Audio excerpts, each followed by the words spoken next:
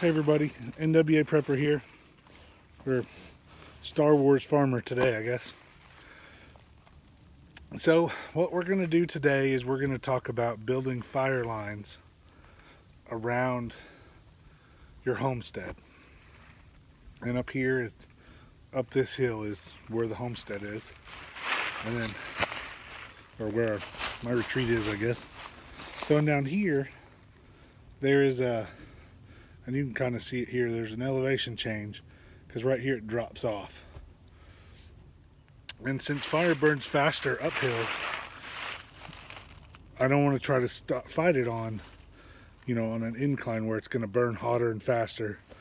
I want to wait till it breaks so the temperature, the heat goes up instead of into the foliage and stuff, past it. That'll make it easier.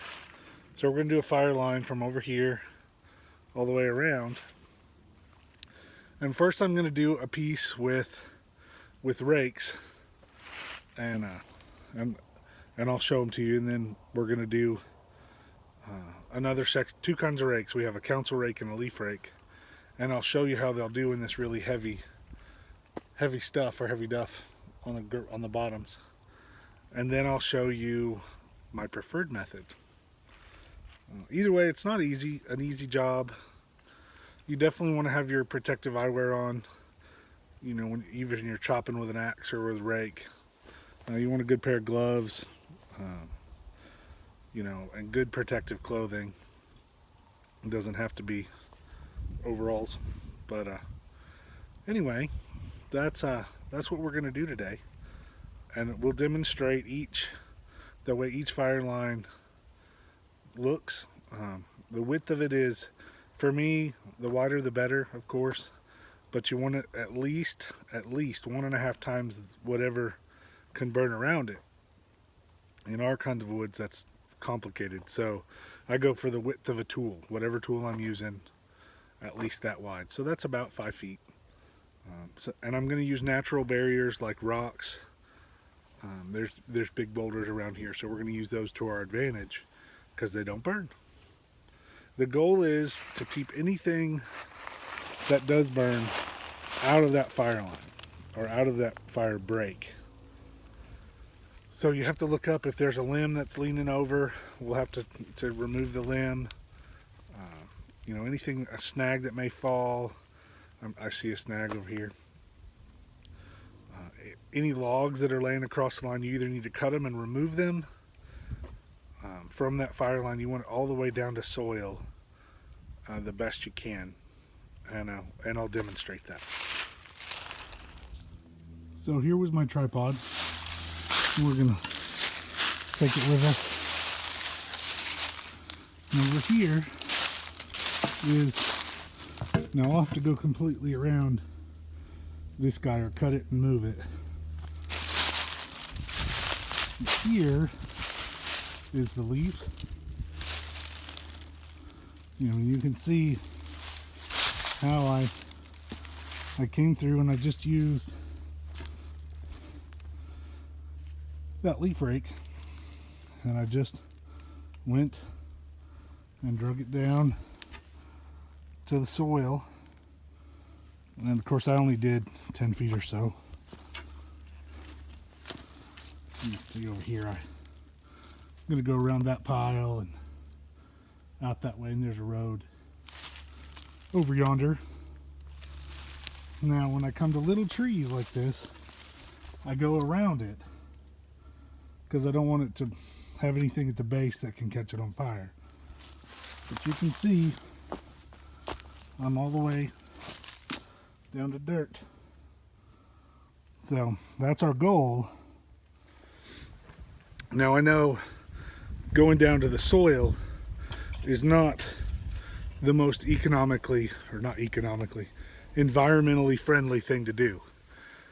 What we're doing today isn't about protecting the environment. It's about taking and protecting our homestead, our home, our property.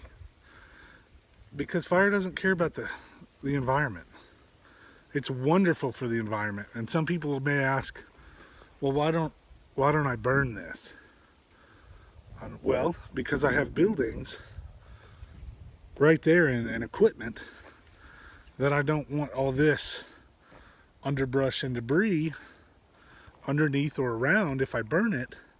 So I still have to make a fire line to burn it. The great thing about this is I can make this fire ground or this fire break, and I can make it around my property, around, I'm doing these 4 buildings or 4 things down here today. We can do the fire break around it, and then when conditions are right, it's too dry today, then we can burn it either on the outside and remove the debris, or on the inside in small patches. And that's my preference, is to make a ring of fire break at least the width of a tool, or as tall as I am, around whatever small area I'm going to be burning.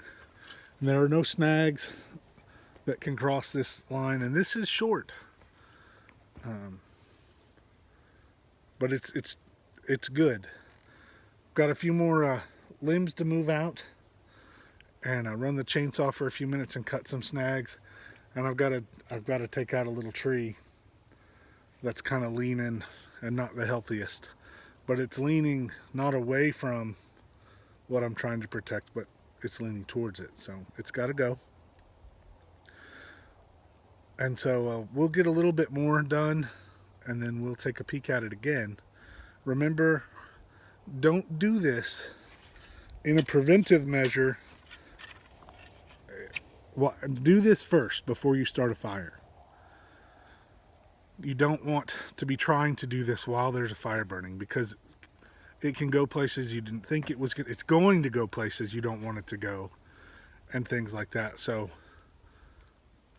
we want to give the fire our full attention. So we want our fire breaks and our fire lines done before we ever think of lighting a match. I'll be back. So there it is. There's my firefighting buddy right there. A backpack blower. Now that doesn't replace the rakes. Sorry. It doesn't replace the other hand tools. An axe. That's a flathead axe. You have Pulaski's and pick-headed axes. You got all kinds of axes, but that's the one that I prefer for this. Mostly because I don't have a Pulaski. I've always wanted one, or a brush axe, some people call them, but leaf rake and a council rake. And so that council rake and leaf rake is what I'm going to use to finish all these little sticks that the blower didn't get very well, and a couple that I'll need the shovel for. But you can see, of course you can see where the light is, the dirt's already drying out where this soil is really wet. And there's, whew, yeah, that's my new shovel.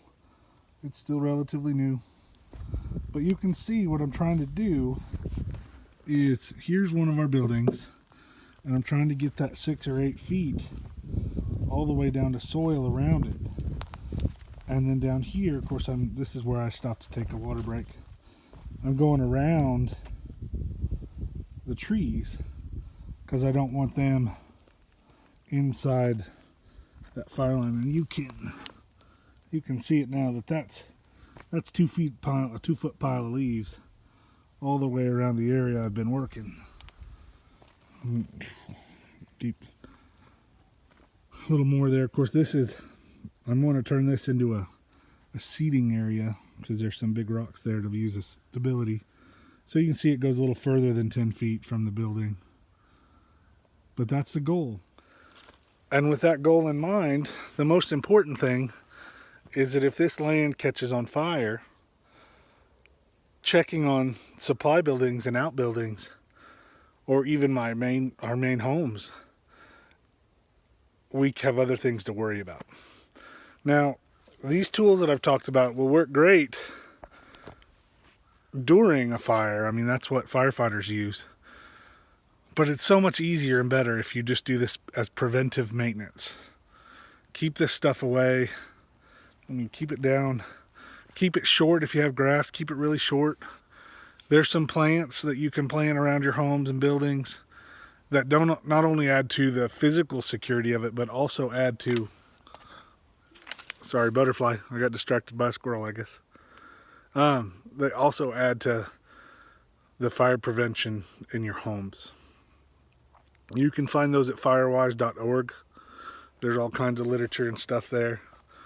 That's a great program. It applies to teaching you how to take care of your houses and your outbuildings. It focuses more on out west, but the principles are exactly the same here. And there's region-specific stuff you can select on that website. A little bit of fire prevention goes a long way. We'll come over here and I'll review on the tools, starting with, of course, I have built-in eye protection. Then you want a decent pair of gloves. Of course, I got a new pair a couple weeks ago, so they're still getting broke in. And then hearing protection, just regular earplugs. If I'm dealing with fire, like around fire, then I don't like the foam earplugs, just because somewhere in my head they're going to melt and burn my ears. So let's review on some of the other tools other than the chainsaws. I did a whole video just on the chainsaw use and didn't, I guess I should have videoed while I was cutting down a tree. It's not very big, 4 inches around. I'm not very skilled. So anyway, let's talk about some tools again. There is my new shovel. It is still relatively new. It still has some work to be done over here. There's some roots and snags that I'm going to dig up. There is a backpack blower. Now that one is awesome. I mean, it's just a Husqvarna backpack blower. It's loud. You can see the sound stuff.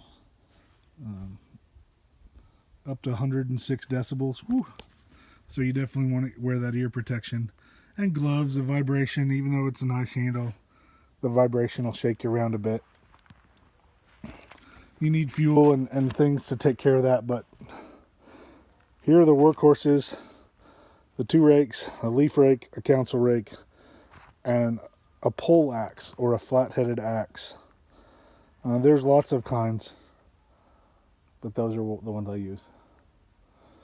So I've got some more to do to get this. Of course, over here, this is about, I don't know, 10 feet, 12 feet.